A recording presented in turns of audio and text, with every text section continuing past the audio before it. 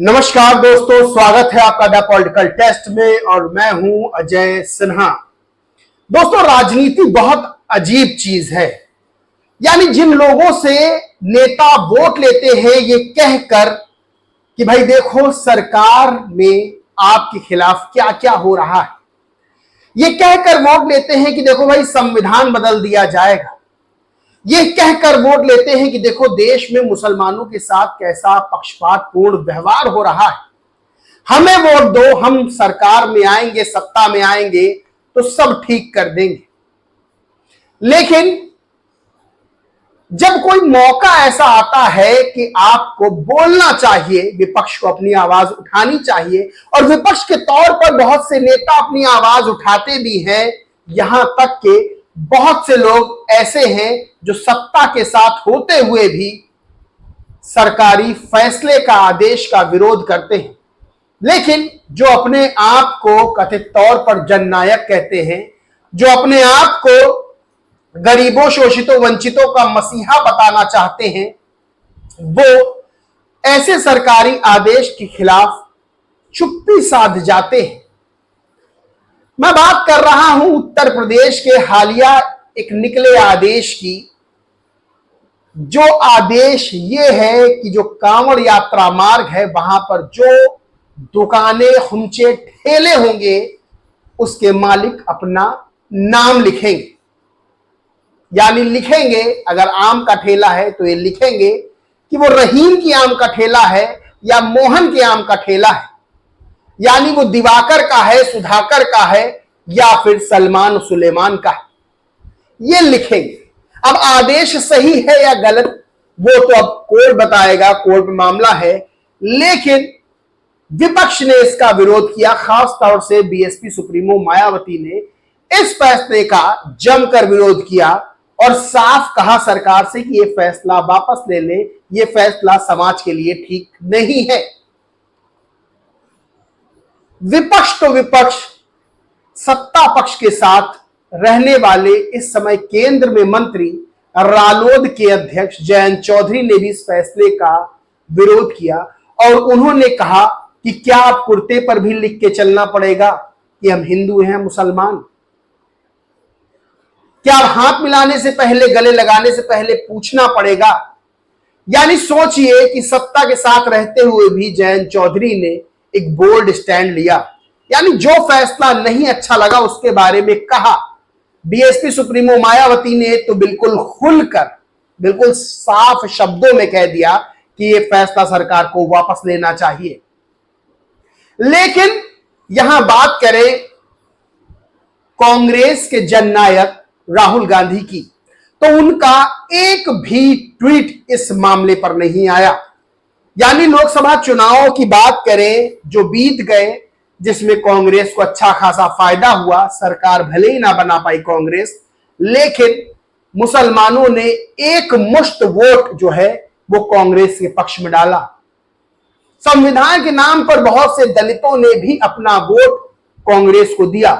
लेकिन जब ऐसा मामला सामने आया जिसके बारे में कह रहे हैं नेता कि ये मुस्लिमों को टारगेट करने के लिए इस तरह का आदेश लाया गया, तब राहुल गांधी चुप्पी साध जाते हैं।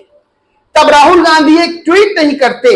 राहुल गांधी ट्वीट करते हैं, खड़गे जी को जन्मदिन की शुभकामनाएं देते हैं, लेकिन राहुल गांधी इस पर ट्वीट नहीं करते कि ये फैसला सही है या गलत। हो सकता हो फैसला किसी की नजर में सही हो, किसी की नजर में गलत हो, लेकिन राहुल गांधी की नजर में क्या है? विपक्ष तौर पर वो इस फैसले को, इस आदेश को कैसे देखते हैं? उनकी क्या राय है? जब वो जननायक है कांग्रेस के, जब वो नेता प्रतिपक्ष है लोकसभा में, जब वो कांग्रेस का सबसे बड़ा चेहरा है इस वक्त, और जब वो विपक्ष के लीडर के तौर पर, इंडी गठबंधन के नेतृत्वकर्ता के तौर पर सामने दिखाए जाते हैं, तो उनका इस फैसले पर क्या स्टैंड है? क्या वो ट्वीट करके बात बता नहीं सकते हैं? क्या वो ये बता नहीं सकते हैं कि इस फैसले से वो रजामंद हैं या इस फैसले पर वो नाराज हैं? यानी एक ट्वीट नहीं, ट्वीट करने में, 4 लाइन लिखने में कितना समय लगता है? शायद 4 से 5 घंटे लगते हैं या फिर 8 से 10 मिनट लगते हैं। लेकिन एक भी ट्वीट ना आना, ये बताता है कि राहुल गांधी इस समय क्या एक्टिव नहीं है, क्योंकि ट्विटर पे वो खड़गे जी को जन्मदिन की बधाई तो देते हैं, लेकिन वो मुद्दा जो इस समय राजनीतिक गलियारों में सबसे ज्यादा गरमाया हुआ है, वो मुद्दा जिसपे ना सिर्फ विपक्ष स्टैंड ले रहा है बल्कि सत्ता पक्ष के साथी भी अपनी बात खुलकर सरकार के खिलाफ रख रहे हैं और कह रहे हैं जयंत चौधरी कि ये फैसला जल्दबाजी में लिया गया है, अब जबरदस्ती का वो स्टैंड पर इस फैसले को लेकर बने हुए हैं। वो फैसला जिस पर बिहार के नेता भी जो सत्ता पक्ष के साथ है यानी एनडीए के साथ है, वो भी फैसले का विरोध करते हैं और कहते हैं फैसला वापस लिया जाए। वो फैसला जिस पर बीएसपी सुप्रीमो मायावती खुलकर विरोध करती हैं और सरकार को साफ कहती हैं कि फैसला वापस ले लीजिए, ये फैसला समाज के लिए ठीक नहीं है, हितकारी नहीं है, उस पर राहुल गांधी कथित जननायक, कांग्रेस का चेहरा, इंडी गठबंधन के नेतृत्वकर्ता और लोकसभा में विपक्ष के नेता प्रतिपक्ष चुप रहते हैं। इसके बारे में क्या कहा जाए, इसके बारे में क्या माना जाए, क्योंकि लोकसभा चुनाव के समय मुस्लिमों के लिए वो सबसे बड़े देवदूत बनकर आए थे, मुस्लिमों का उन्होंने वोट लिया। शोषित वंचितों के लिए संविधान का मुद्दा उठाकर उनका वोट लिया और कहा कि संविधान सरकार बदल देगी, हम आएंगे तो संविधान बदला नहीं जाएगा। वो आए नहीं, सरकार ने संविधान बदला नहीं, लोगों ने वोट दिया, उनकी सीटें बढ़ी। लेकिन जब उम्मीद की जाती विपक्षी तौर पर वो अपना स्टैंड क्लियर करें, तो उनको अपना स्टैंड भी क्लियर करना चाहिए।